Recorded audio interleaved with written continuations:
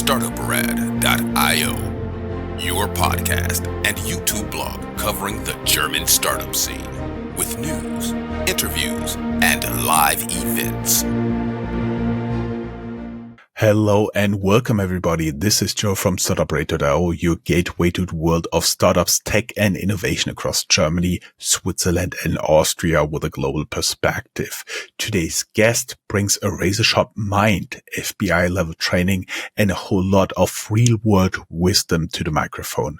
Matthias Bullmahn is one of Germany's leading voices in sales psychology, crisis negotiations and strategic communications for founders and executives.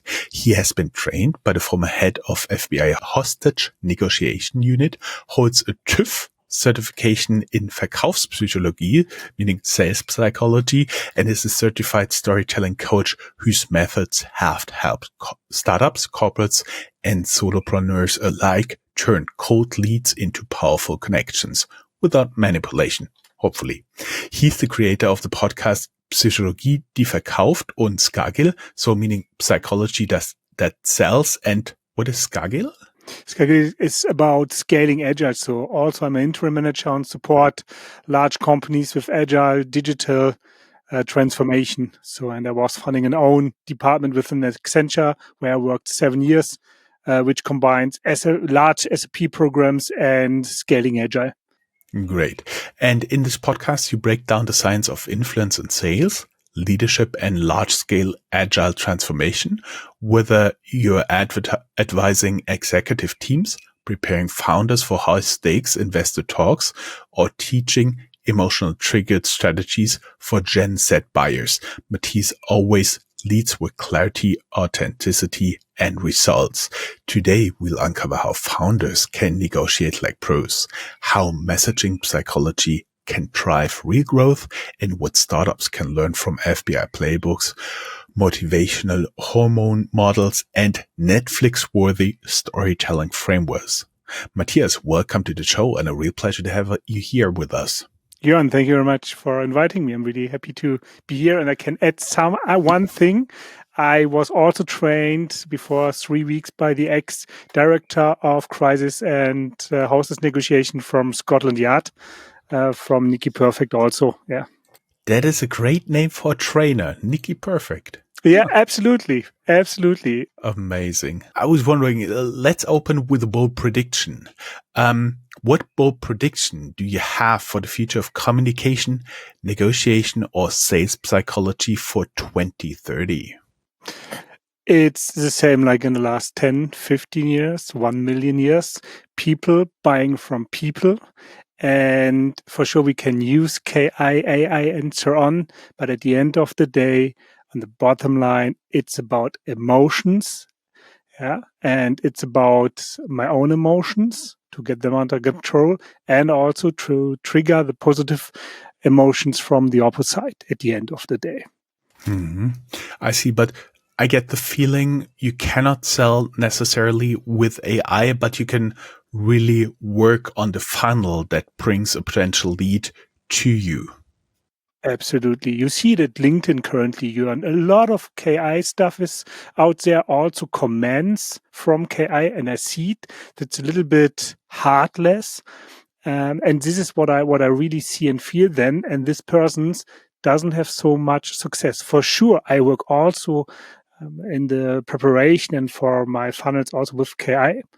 But at the end of the day, I look over it and I really do copywriting by myself at the end of the day also. Ideas I get from the KI sometimes because brain is empty. I'm a knowledge worker, you know.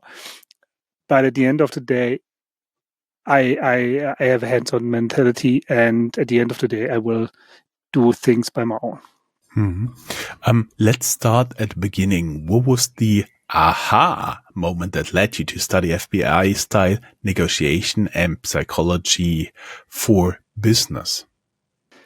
My aha moment, and greetings going out to my ex-boss Malte at Accenture.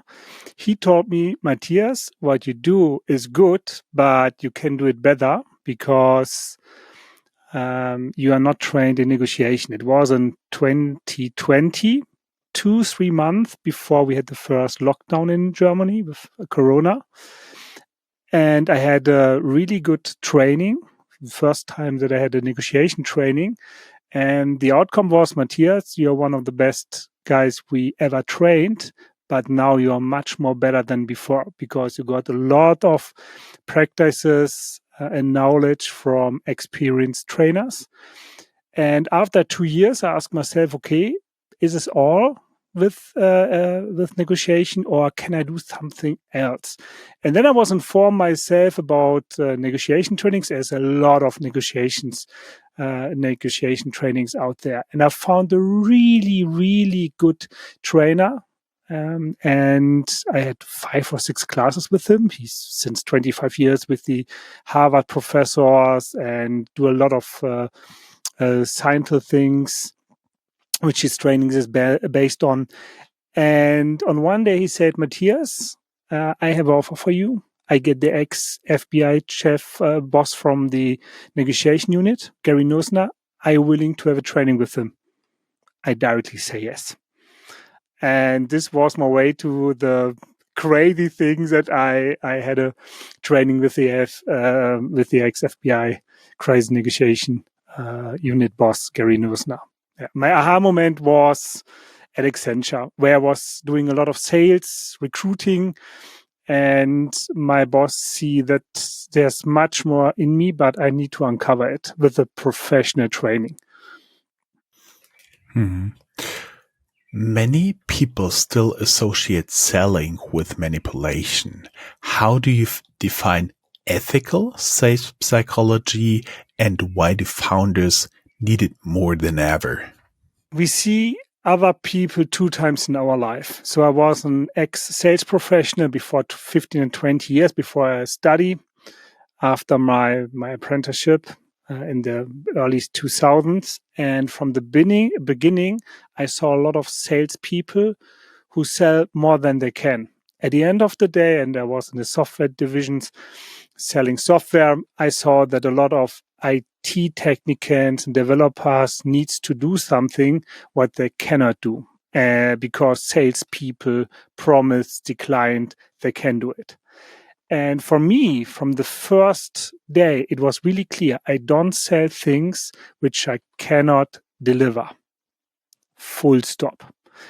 And for sure, I didn't make all the deals what I can in the past. But at the end of the day, when I see the person the second time, I can go out and get a drink with them. So they are not angry to me. And I had it one time in my life, Jörn, because I was a professional chief entertainer, and in this time at Fuerteventura, I met an old client from me. And he said, Matthias, it was the best sales what I ever had because you only promised what you can deliver. The people after you from your company promised me more, but didn't deliver or are really late. And this is what I really appreciate. And at the end of the day, when I'm a founder and I have a lot of contacts to founders in Solingen and also in Düsseldorf, where I support. And they're really loving their solutions. And they need to make more clear what the boundaries are. Don't promise what you can't deliver. At the end of the day, a lot of startups failed, and it's totally okay. A girlfriend of mine said, I founded 12 times, 11 times, doesn't work. And this is in Germany, we know, Allmanns, it's not okay, but in the other world, it's okay if you fail and if you learn out of it, but don't promise what you can't deliver. Because at the end of the day, if you then be a new founder for another product and it's the same target group, maybe you come back to the old client and they will be a new client. So don't promise. And the ethical thing is a really big thing in the negotiation. Also, there are a lot of studies out of it. But at the end of the day, if you're a friendly person in sales or negotiation, be sure at the end of the day, the other person will be friendly also. Or if not, then the other person maybe is not the right target person for your product or for your company. We're getting straight into the next question. By the way, most people won't see it, but I have seen that you have a cat in the background. What's the name of the anonymous guest? This is Tia. She's now laying here. And the other one is Easy. They are both British short hairs. And the other one is a real big British short hair cat. Yeah, they're my ladies here. The most agile and most trained negotiation cats in the world. So they doesn't want to do my job so that I can lay on a beach. Yeah. I see. We are already getting a little bit into the tactical deep dive frameworks and tools. And I was wondering, what do you think is the biggest misconception startup leaders have about negotiating, especially under pressure, like the BATNA framework for founders? They often have no BATNA. So, and for the people out there, what is a BATNA? It's the best alternative to a negotiated agreement. It's our best plan B. So for sure, we work here with a plan B. And if you don't have a plan B, so if you can make it in another way, then the only way to make sales, to make a deal, is now on this table. And this brings you sometimes not in the best situation. So you give up earlier, you give a lot of rebates, etc. So be sure that you have a best alternative to a negotiated agreement. So the question is, what can I do when I go out of the table and have no result here? That's the question. And often enough, people think for sure we can negotiate. I was a negotiator in the school. I was doing the Abibal or some other things what I organized for other pupils and in my school. You call it negotiation. And I was 5.5 years in a child and youth psychiatry as I was 11 until 16 years. And I was negotiating for my life a lot. But this has nothing to do with the same things what I did after a professional training. And this doesn't mean that you need to do 6-7 trainings like me and FBI and Scotland Yard trainings. It's absolutely enough when you do 2 days of professional training, for example, Harvard Concept, or with trainers who are really experienced and also have professional trainings, etc. Yeah, 2 days are enough. And there are 2 studies out there from 2010 which prove this also, that people who are trained 2 days with the Harvard negotiation concept, basic training, nothing special, Jörn, that they are much more effective than people who are not trained. It's really easy. It's not that difficult, to be honest. And it doesn't need to cost 10,000 euros. If you have a good trainer, you can make it with a group, 2 days, 5 to 10,000 people. If you have a big group of 10, 12 people, yeah, so per person around 1,000, 2,000 euros maximum. Mm-hmm. Mm-hmm. And how can startup founders use the either BATNA or SOPA framework to improve their investor negotiations or enterprise deals? So first of all, you need to zoom out and don't be emotional, because it's your child at the end of the day. If you are a founder, then it's your child. And some people say, yeah, the first thing what I killed is my child, but not my human child. So my professional business child. And think about, if this the only way to make a deal here? Is this the only way to go on, or do I have another option? And the first thing what you really need to do is zoom out and be not emotional. And this is the most critical thing. And I'm a really emotional guy. To do it by myself, and I know what I say, Jörn, it's really, really, really difficult. And in this situation, it can help to have 1, 2, 3 hours with a professional coach, trainer, consultant in the negotiation area, to ask him or her to help you to zoom out and don't be emotional. Ask the right questions, because the answer, I swear you, it's inside the most of the founders, but they need a sparrings partner who helps them to go out of the, to zoom out and go out of the emotional area. And to be honest, emotions are 99% of the reason why people take hostages. Almost meant and almost because of emotional situations, they are not planned. So emotions is a basic for everyone to learn about your triggers, your emotions, and this is more than 50% of the negotiation process. And then we take care of the other side of the triggers, emotionals, and how we can help them to say yes. And you ask questions about ethics, and I call it white and dark sales psychology. All what I teach the people, I show them you can use in the good world and in the bad world. Yeah, it's like a knife. And with a knife, you can slice some apples or you can kill people. It's really simple. It's a knife. And negotiation and sales psychology skills are a really sharp knife. And I make clear to my clients that I'm not going into negotiation or will support them as if they do bad things. Really simple. Mm-hmm. That actually does make sense. Tell us about, we're talking about MotivCompass, something like the motivational compass. How can founders or marketers use it to sell effectively without selling out?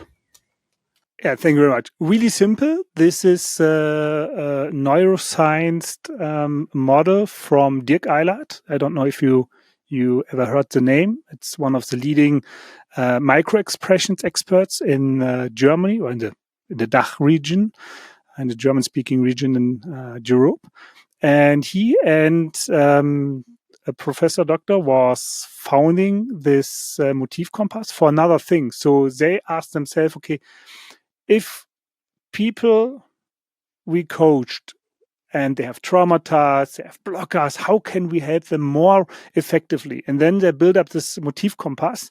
So it's like a disc, it's extended disc model, like red, blue, green, and yellow, where we say, okay, red is like people like Trump. What's in for me? I need power. I need fast cars. I need status, etc. Blue is like financial offices people, data and facts. Green people are like Kindergärtner, or like people who are working in the social jobs, and the yellow one, it's like chief entertainers. It's really simple what I say now, but at the end of the day, it's like this.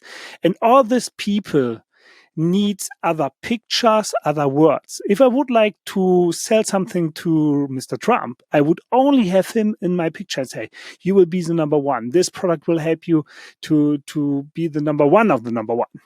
No one will come after you. If I go with the blue one, I say, or the green one, I will say, okay, I will save you to have issues in the future, and the community will support you also with questions. Yeah, so it's really another thing how I tell the people about my product or in the negotiations. Yeah, so red and yellow is like I would like to reach something at the target, and green and blue, for example, they would like to saved. Yeah, they are not really happy when I say, hey, with this product you can do more. They say, okay, I'm not really sure, but when I tell them, hey, with this product, I can help you that you doesn't got bankrupt, that you don't lose your friends, lose your clients, whatever. They would like to be protected. Yeah, and red and blue, for example, they are target orientated. So they are not. I don't want to say they are not taking care about humans, but less humans, more objects, and yellow and green are more influenced by humans, not by objects. So the human is in the middle point. Yeah, And this is what I tell them really quickly, and we can sharpen our messages with the MotivCompass. Yeah. And it's not really difficult. I had a client, a C-suite, and she told me, Matthias, I have a blue and a yellow one in the meeting. I said, yeah, then we will do sentences where we combine this both. And we tried it, and she said, yeah, it works. And this was really nice to hear, because it was for me also the first time that I do it for a client. And I was sweating a little bit during the day. And at the evening, she called me, told me I got more money and all the things what I would, and a little bit more. All the conditions are accepted, and it worked. And before we go into a short ad break, what are the 3 killer words that win most pitches, LinkedIn posts, or sales messages? Learn, work, and I forgot the third one. I spoke about it today. Learn, work, and I forgot the third one. Yeah, I make a suggestion. We'll be on a short ad break, and when we come back, you'll remember, okay?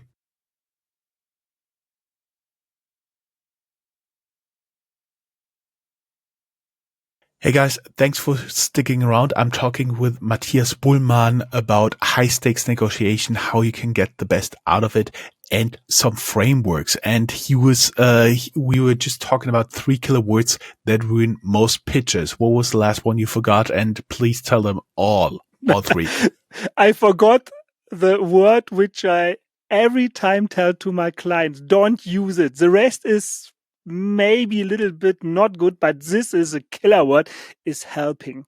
Helping, learning, and working. Because at the end of the day, helping, I was doing a civil job with 80 years old people. For sure, they need help. But a C-suite, a founder, he or she doesn't need help. He or she needs support. Yeah, find other words. Learn. We are back in the school. Did you like the school, to be honest, Jörn? At all? Yeah, sometimes yes, sometimes no. I was not really happy in my school time, and the rest is work. Yeah, at the end of the day, we think hard work, and we don't want to have hard work. We would like to have it easy and quickly. Yeah, so there are our base needings also in sales psychology. What's in for me? Fast and easy solutions we would like to have. But today, to be honest, I had a discussion with one guy, and he said, Matthias, I'm with you, but when I heard learn, then I'm more happy to buy, because when I buy really complex systems, and I'm really happy when they tell me you have to learn it before you can use it. So there is someone out there maybe who likes the word learn. And this is really important, that you know anything and everything about your customer, because in general it's correct, but sometimes maybe it's the right word for your target group. Mm-hmm. I was wondering, I was talking to a lot of people in the past. This is almost my 700th interview in English. So I was wondering, before we get into real world applications, I heard from a lot of people, sales work when you listen, when you're not aggressive, and when you build trust. Would you agree to these 3 pieces? Absolutely, fully. Absolutely. It's the first step from the FBI negotiation concept also. Active listening, for the Germans, hinhören, not zuhören. Yeah? So active listening, 80% is listening. Okay. Some real world applications where we can learn a little bit from stories from the startup lens. Can you share a moment where your psychological approach helped close a tough deal or win over a difficult client? Absolutely. I had a client, it was 2 years before, 1.5 years before, something like this. I met him 3 weeks before, and he do something in the ecological area with the black fly for feeding cows, etc. and he wasn't produced his first batch, but he was going to a large investor to Gelsenkirchen, Western Germany, Ruhrgebiet, and he said, Matthias, can we have a quick counseling about this meeting? I said, yes, no worries. And then I was preparing myself because I found a lot of things in the internet. And this guy was more, red orange guy. And I helped him, supported him with some sentences. We tested it. So I was the upcoming investor playing a quick role play. And he called me back 3 hours later and said, Matthias, he now said I didn't produce the first batch, but he bought the first batch at all without seeing anything. And this makes me really proud. Yeah. Mm-hmm. I see. When we talk about real world examples, we also talk about your Skagel podcast and courses where you emphasize structure.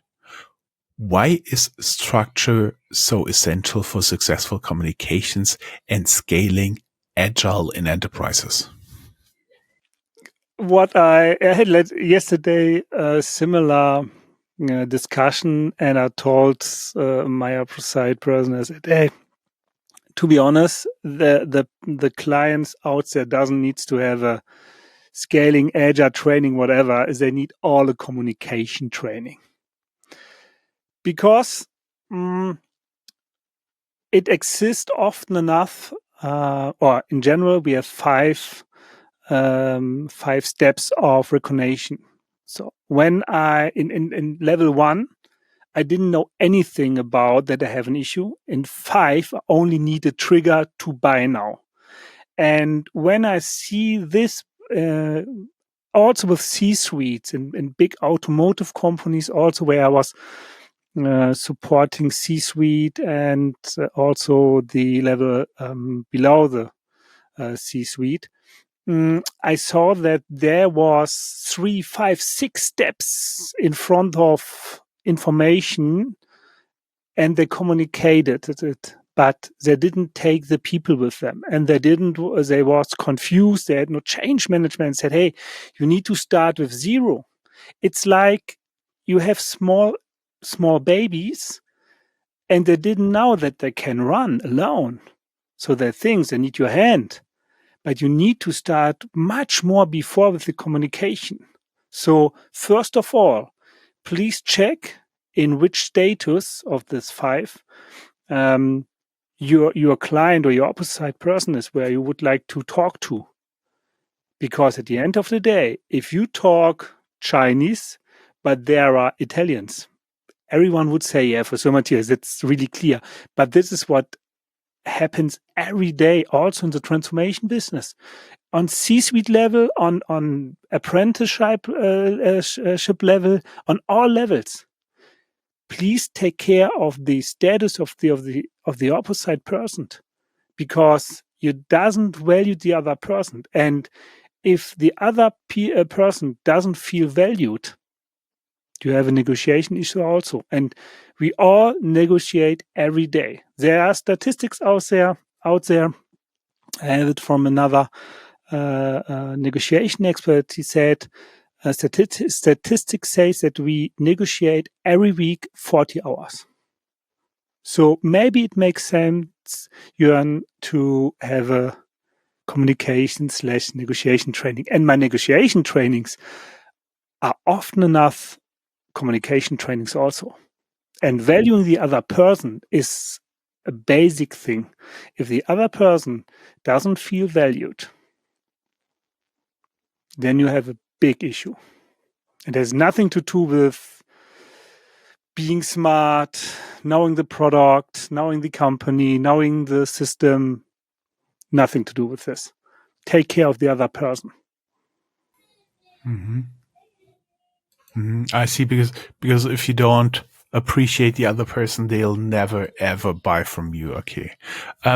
You've also worked in large-scale agile transformation, 600 plus teams, 600 plus people in the team, what are the top 2 psychological blockers to agility that no one talks about?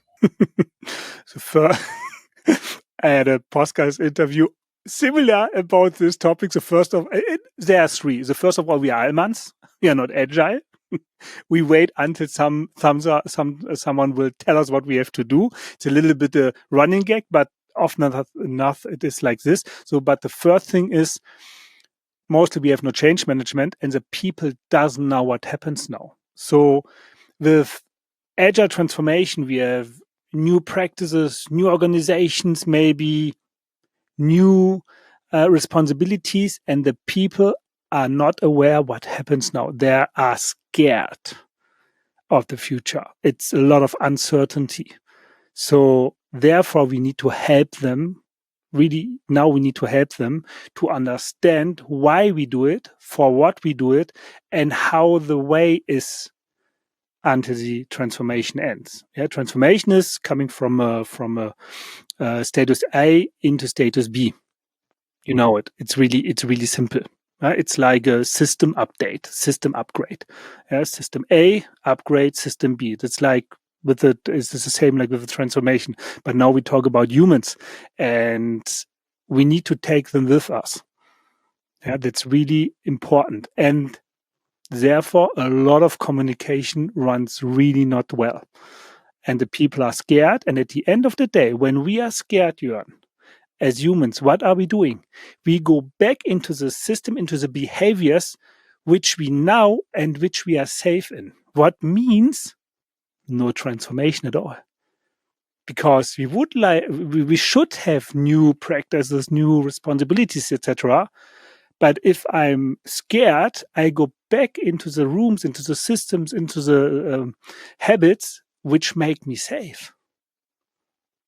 This is one of the most thing. And I was publishing in Springer Gabler also a book about it, or a chapter in a book. And the second one is mostly for what are we doing this? Because again, communication, the people are not aware of it. For what is it good? So my last project was in the public services, and the people asked me from 2 teams, Matthias, we are not sure for what we are doing this. It doesn't make sense for us.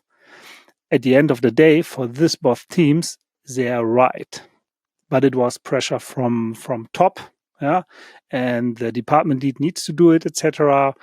And then they felt that they didn't know for what they are doing.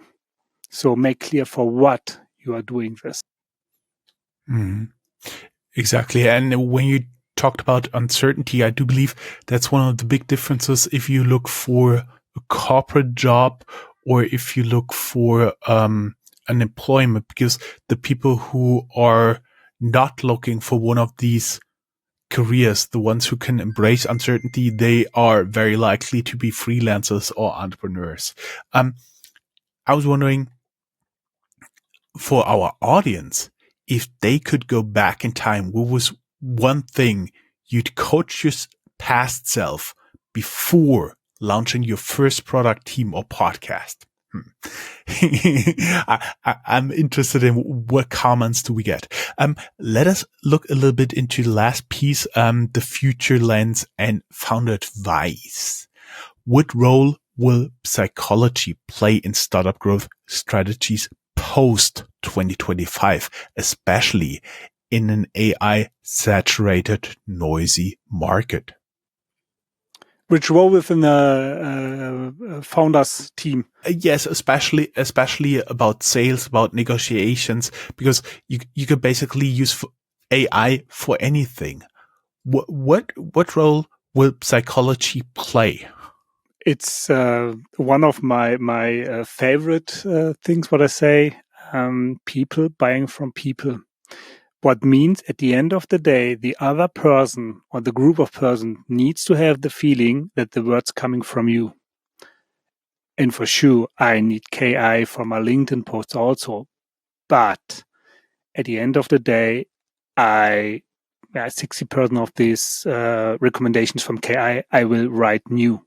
And the people see it. And now that it's the Matthias source, and Andreas Wienheller, one of my mentors, said, Matthias, because I made a KI test before half a year, 1 month, every day, 2 posts only with KI. And he came back to me and said, Matthias, I know you. And the Matthias source is missing. So the other persons will now, when you do only playbooks, selling books, PowerPoints only with KI, for sure KI can help you. I use gamma.ai also for PowerPoints because I'm not a PowerPoint friend. And they give me a lot of good recommendations. But at the end of the day, I need to step in and do copywriting and change the picture. So what I don't want to see out there, and maybe other people from the Generation Z are different here. I don't want to see KI pictures. I really like it when they do a lot of nice paintings with and graphics with KI, but I don't use it because I don't buy when I see something like this.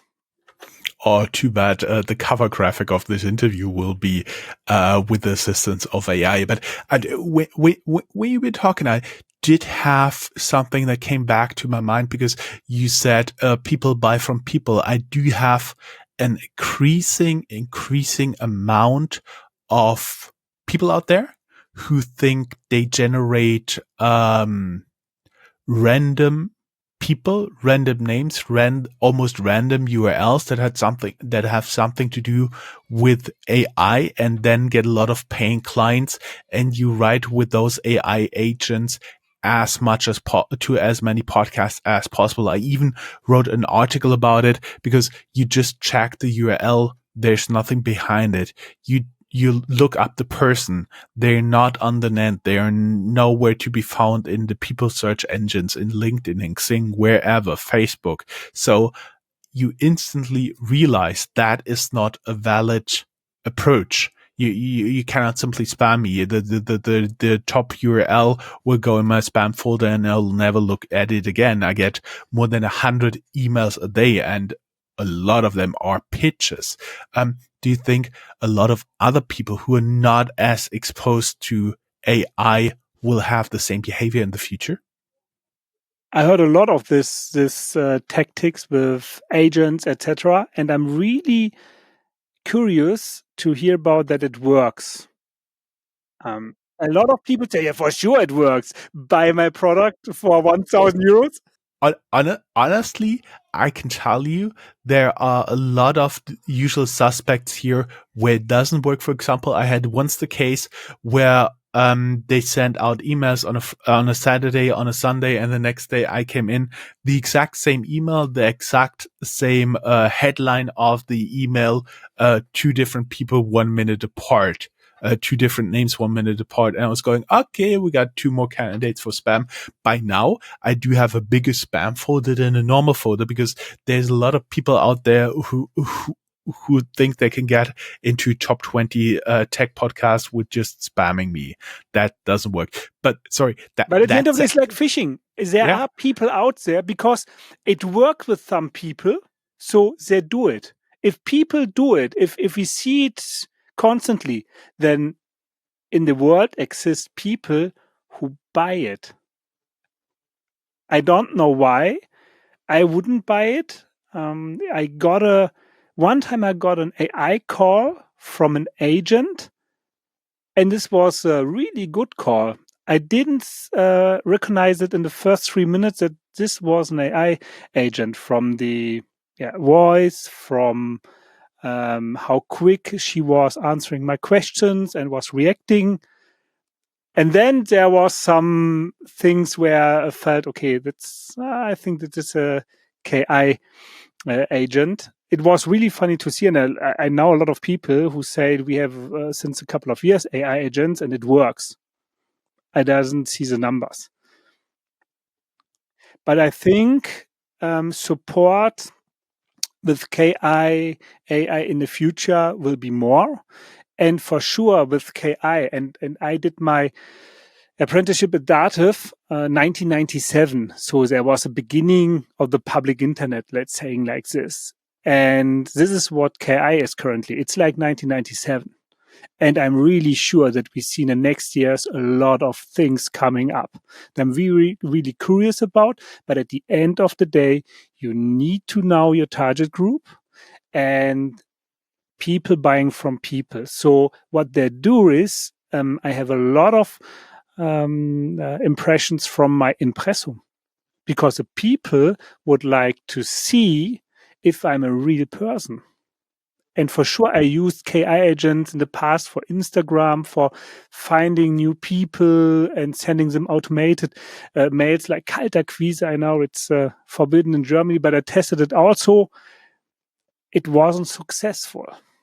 And I used a lot of templates from myself, which worked when I do it, when I really look for the persons itself, and then I send the contact invitation.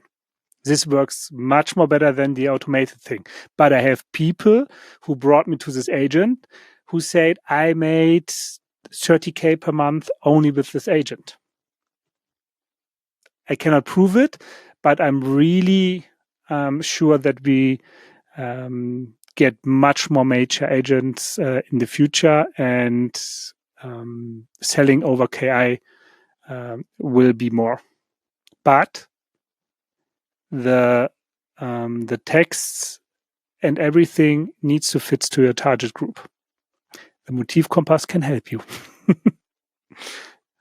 I see. The thing is, I do believe I'm here, unfortunately, on the forefront of getting emailed and spammed, but I've now put out only my landline, and you know what my landline does? There is an AI agent answering. You just need to say 2 words and you get put through to my mobile phone. But actually all AI calling agents, all dumb calling machines have been failing. Otherwise my phone wouldn't stop anymore. So sorry, we got completely sidetracked there. Sorry, guys. Then there are stupid AIs, I think. It's only automated shit. Yeah. What's one simple yet powerful technique startup founders can implement tomorrow to boost sales or influence? Avoid the 3 magic words. Think about that people would like to have a quick and an easy solution, and they every time ask themselves, what's in for me? And if you start with these 2 things, or with these 2 things, you will have more success directly.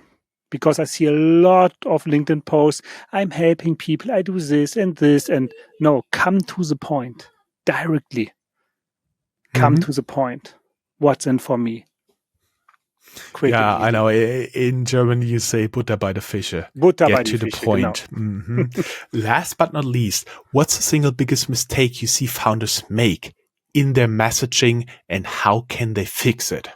They are really so what I saw in the past was that mostly that they are really emotional. They love their baby, their product, their company, and this is how they sell it. If you are in person and the other person can feel the emotions and how you stand behind your product, it's really important. But within a direct message or an email, don't write sides of letters.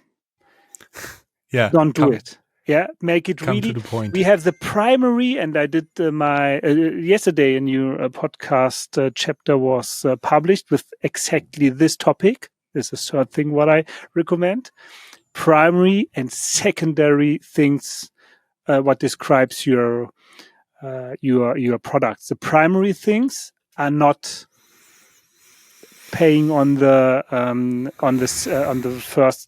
first brain system. The first, you need to know, we have 2 systems in our brain. The first is really quick, and the second one is slow. So, and when I go with the primary, so with the facts, data, facts, etc., that's really cool. But at the end of the day, I didn't recognize it in the first brain system, in the fast system. The secondary are more emotional. What is the end status? What I can reach with your product? What is this for? Yeah. And this is really important. The second, a system needs the secondary items. Yeah. Really important. It's like your podcast. I can say, okay, it's the biggest one, text number 3, etc. I have a lot of facts, 700 interviews, what you have, a lot of facts, what I have about it. Okay. Does it catch me? I find it cool, but to listen it, I don't know. But at the end of the day, when I say, hey, in my podcast, you get the best people out there who give you tips you never heard about in LinkedIn, etc., in 45 minutes. You had the biggest founders with the biggest fails and the most of the tips what I can give you. Oh, okay, this is what I would like to hear. I can do facts also about it, but facts tell, stories sell. So learn storytelling also, please. It helps you. What we usually say, our claim to fame is you've likely never heard of our guests, but you will in the future. Nice. Mm-hmm. That's nice, yeah. Matthias, it was a pleasure talking to you. We will be back for our premium subscribers on YouTube and Substack, and we'll have a premium Q&A session. Thank you very much. It was a pleasure having you. Thank you very much, Jörn. All the best out there.